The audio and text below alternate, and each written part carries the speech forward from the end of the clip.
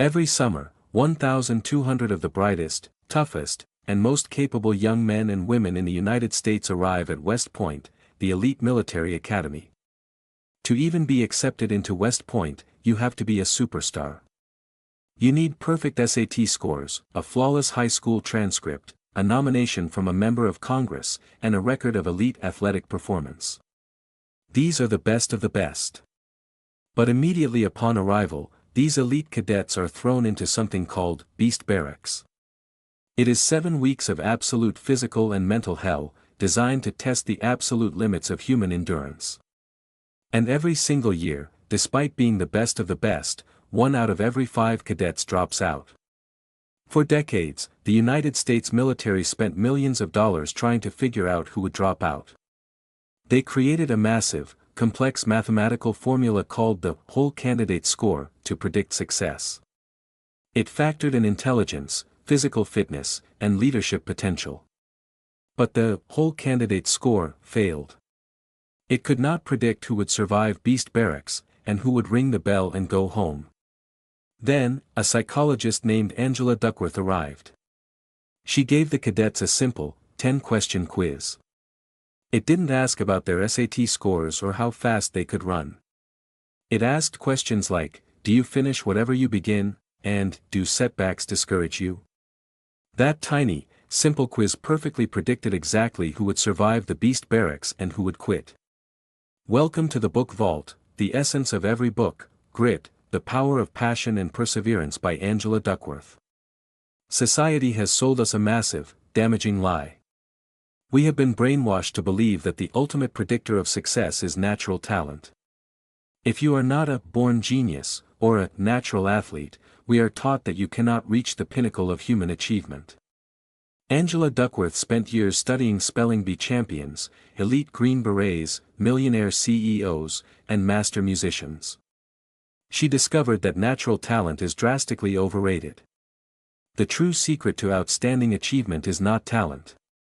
It is a special blend of passion and perseverance that she calls grit. Chapter 1, The Talent Illusion, Why We Worship the Natural. If you ask a manager, a coach, or a teacher what matters more, hard work or natural talent, they will almost always say, hard work. We all publicly praise effort. We tell our children that hard work pays off. But Angela Duckworth points out a massive hypocrisy in human psychology. While we say we value hard work, our actions prove that we are secretly obsessed with natural talent. Duckworth conducted a study with professional musicians. She played them 2 identical audio recordings of a piano performance. For the first recording, she told the professionals, this pianist is a natural, they have an innate gift for music. For the second recording, she told them, this pianist is a striver, they worked for thousands of hours to play this well. The professional musicians overwhelmingly judged the natural pianist as being better, more fluid, and more likely to succeed. They did not know that they were actually listening to the exact same audio recording. We have a deep, unconscious bias against strivers. When we look at a billionaire, a gold medal athlete, or a brilliant artist, we do not want to see the years of agonizing, boring, frustrating practice that got them there. We want to believe they were touched by the hand of God. We call it magic. We call it genius. Why do we do this? Why do we prefer the myth of the natural? The philosopher Friedrich Nietzsche answered this question perfectly over a century ago. He said, our vanity, our self-love, promotes the cult of the genius. For if we think of genius as something magical, we are not obliged to compare ourselves and find ourselves lacking. Read that again. If we admit that a champion athlete achieved their greatness purely through thousands of hours of agonizing effort, it holds a mirror up to our own laziness. It means that we could achieve greatness too, if we were simply willing to suffer and work as hard as they did. That is a terrifying realization. It strips away our excuses. But if we label the champion as a born genius, we let ourselves off the hook. We say, well, I wasn't born with that genetic gift, so I don't even have to try. I can just stay on the couch. The talent illusion is an ego protection mechanism. By calling someone else a genius, you are giving yourself permission to be mediocre. Angela Duckworth demands that you drop the excuse. Talent exists, yes. Some people learn faster than others. But talent is not what gets you to the finish line. Chapter 2, The Mathematics of Effort. If talent is not the ultimate predictor of success, what is? To answer this, Duckworth isolated the exact mechanics of human achievement. She created a simple, two-part mathematical equation that explains how anybody becomes great at anything. This is the most important concept in the entire book. The first equation is, talent x effort equals skill. Let's define the terms. Talent is how rapidly your skills improve when you invest effort. Effort is the amount of focus, time and energy you put into the task. If you have a high level of natural talent for sales, and you read a book on sales techniques, effort, you will build your sales skill very quickly. If you have low natural talent, it will take you more effort to build that exact same level of skill.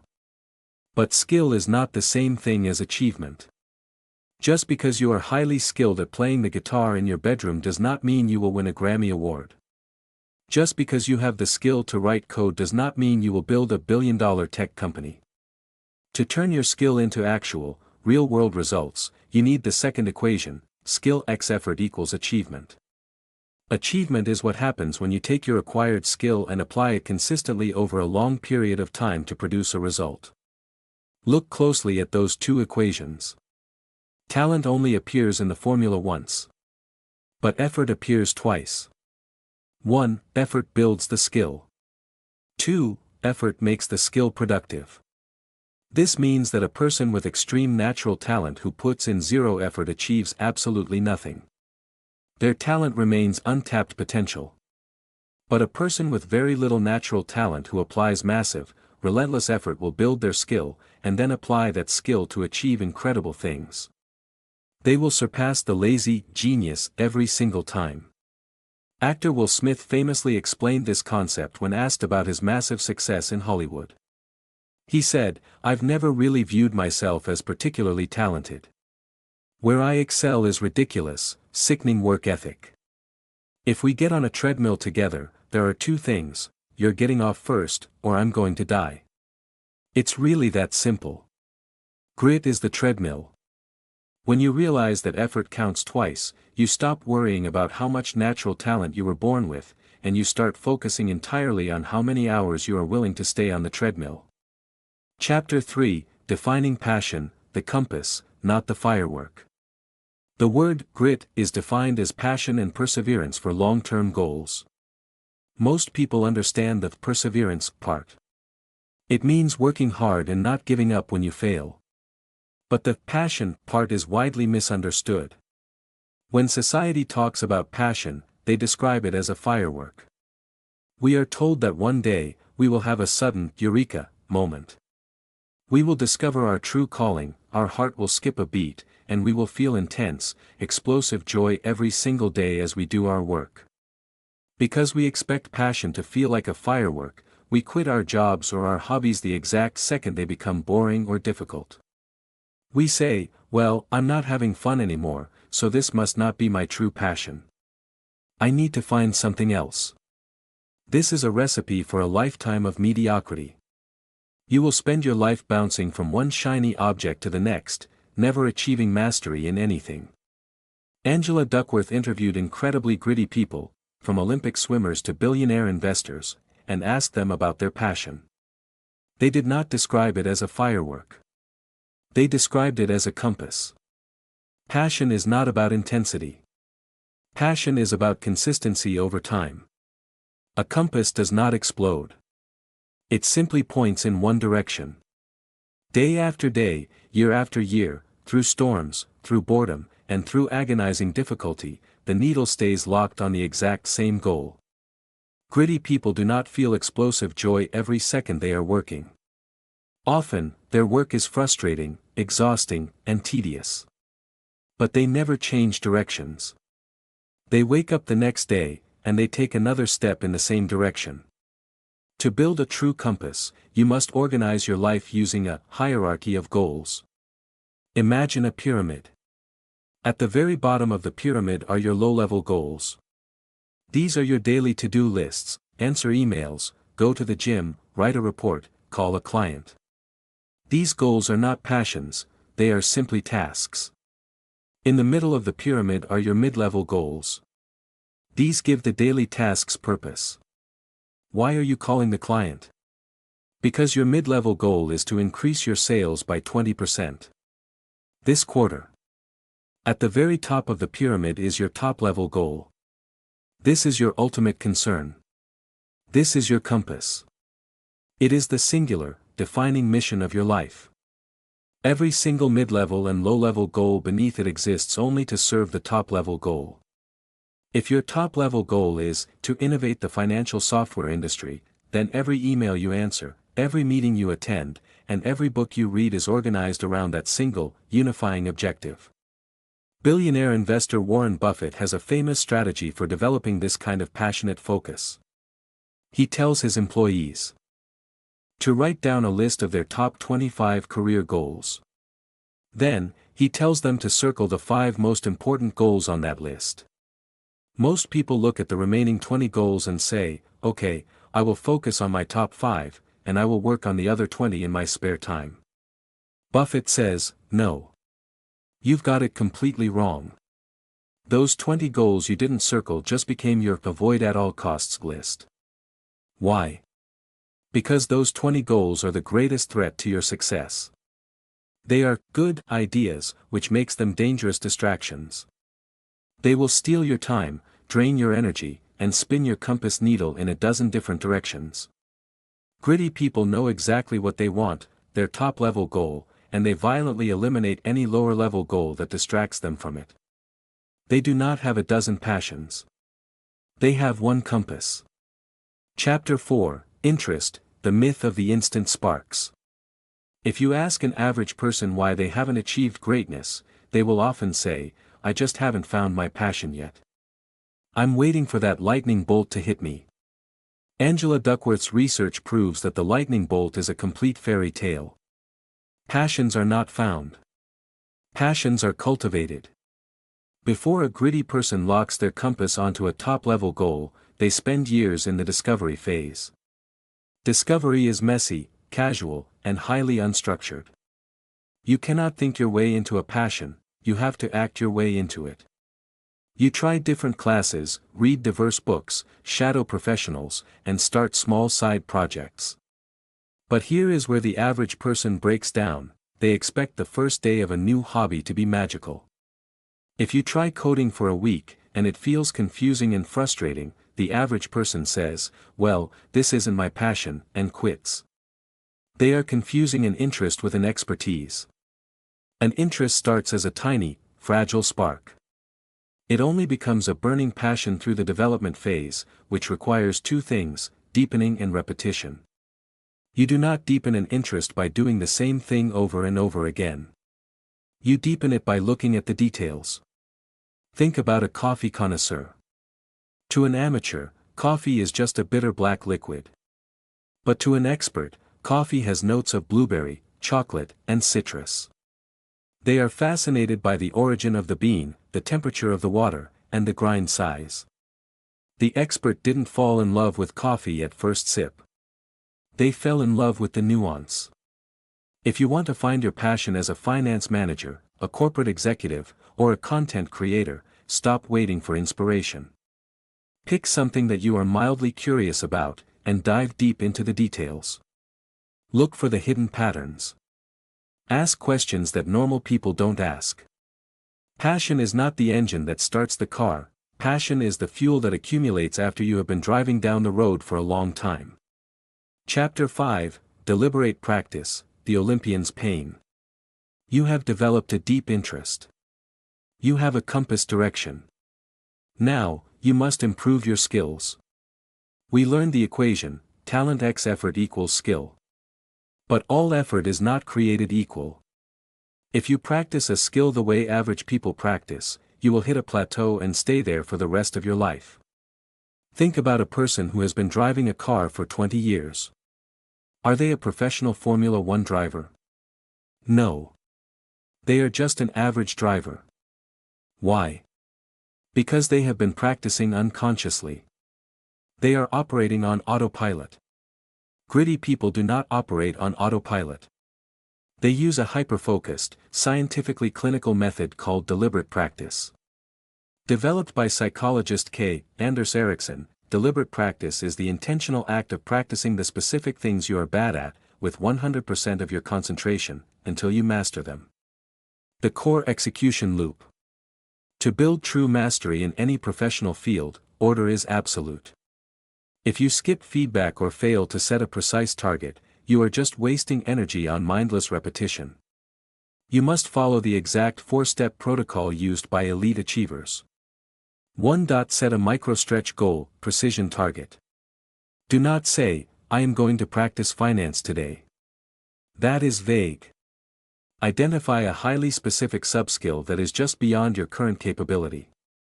Say, I am going to master calculating the weighted average cost of capital, WACC, for a leveraged firm within the next 60 minutes.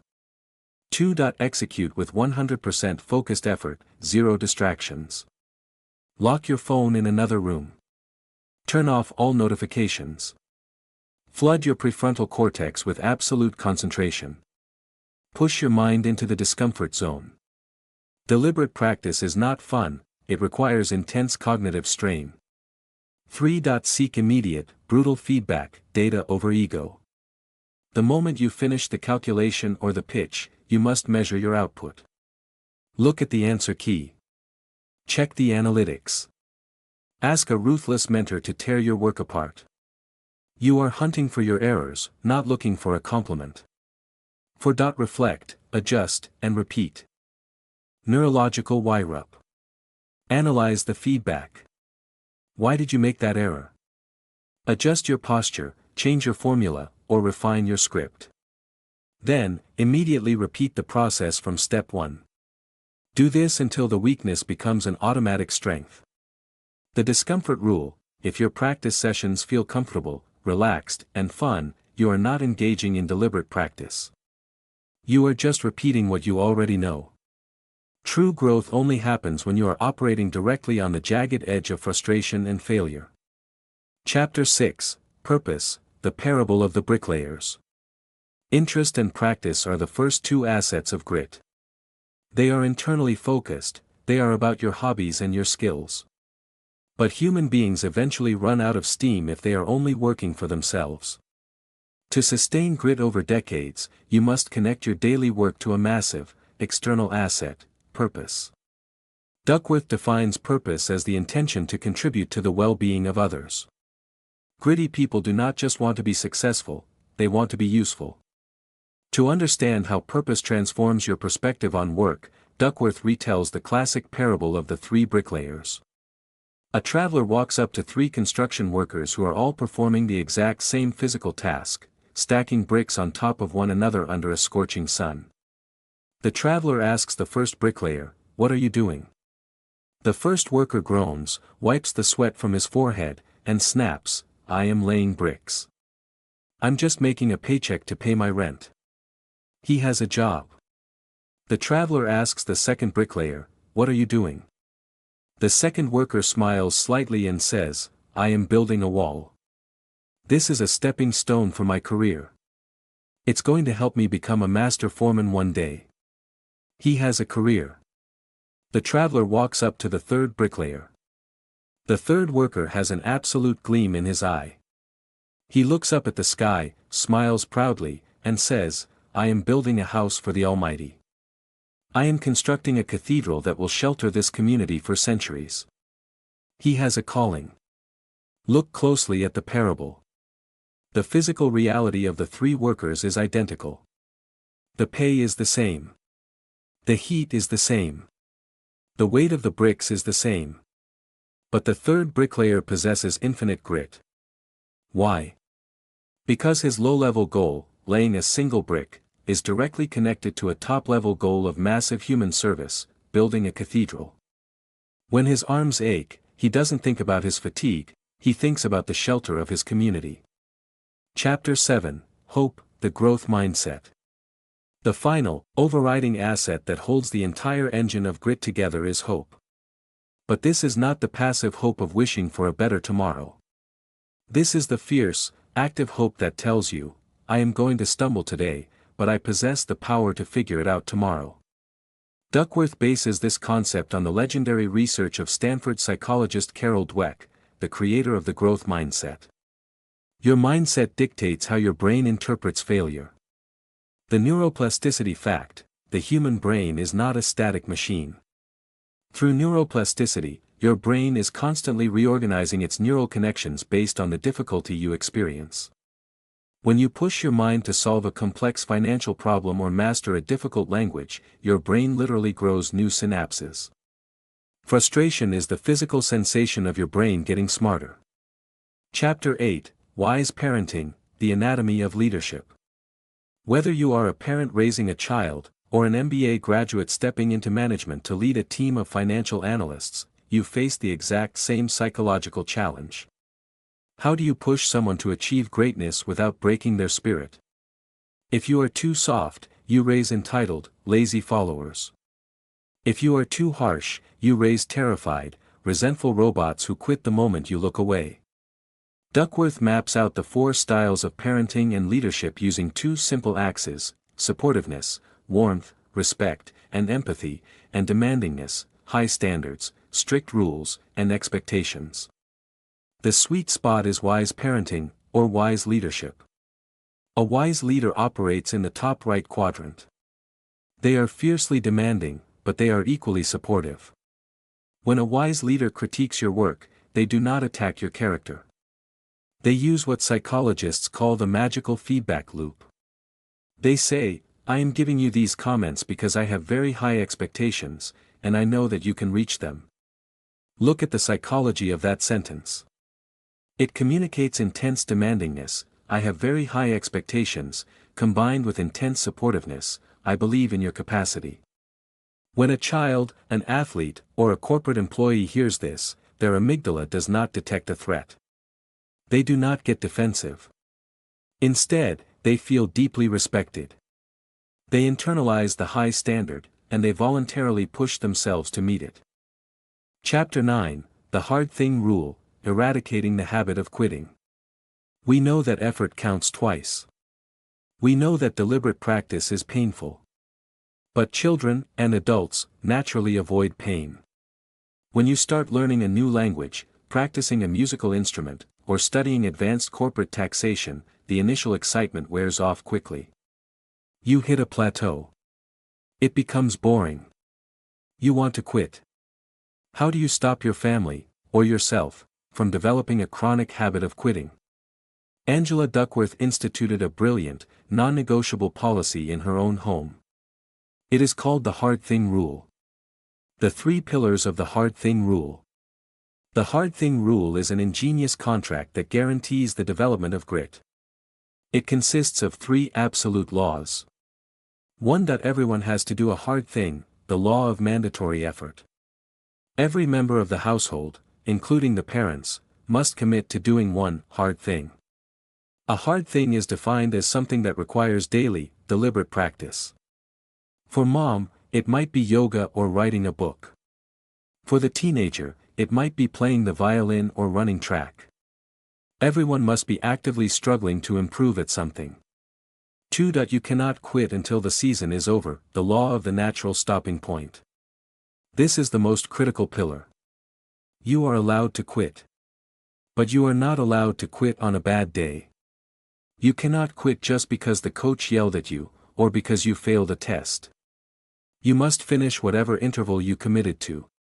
If you paid for a semester of piano lessons, you must finish the semester. If you joined the track team, you must finish the season. 3. You get to pick your hard thing, the law of autonomy. Nobody can pick your hard thing for you. Grit requires passion, and passion requires personal interest. A parent cannot force a child to play football if the child wants to study chess. You get to choose your own crucible. Look at the genius of the 2nd pillar, the natural stopping point. When you hit the dip, the moment where the work is frustrating and you are not seeing results, your brain screams at you to quit. If you quit in that exact moment, you teach your brain that quitting is the cure for frustration. You wire your neurology for laziness. But if you are forced to endure the frustration until the end of the season, something magical happens. You break through the plateau. You experience the reward of improvement. When the season is over, you are allowed to walk away.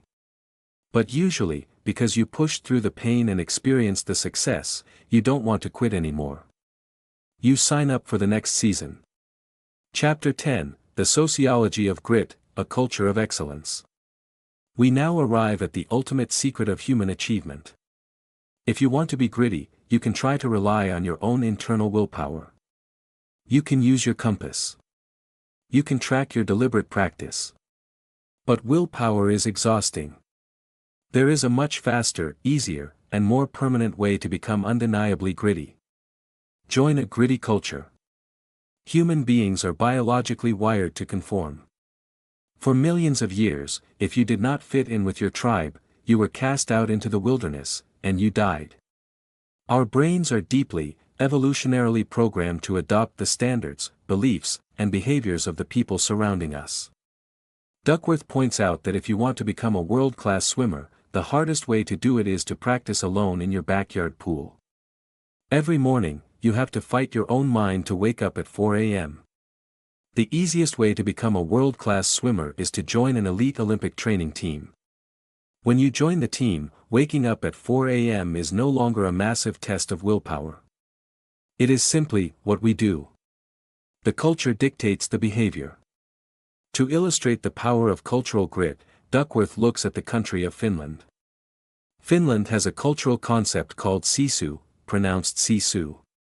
There is no direct English translation, but it roughly means, the psychological strength to persevere in the face of impossible odds. It is the courage to keep fighting when you have already given everything you have.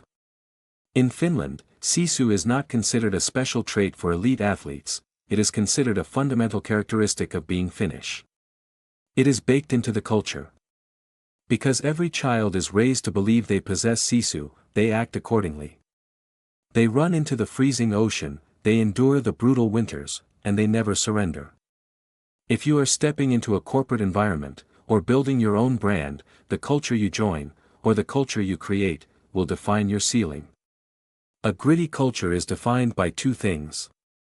1. Core values, the tribe must have a shared compass.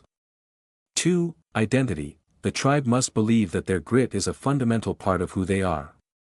When you join a high-performing finance division, or an elite MBA cohort, the standard of excellence is terrifying at first. But within a few months, the drive to conform kicks in. You start speaking their language. You adopt their relentless work ethic.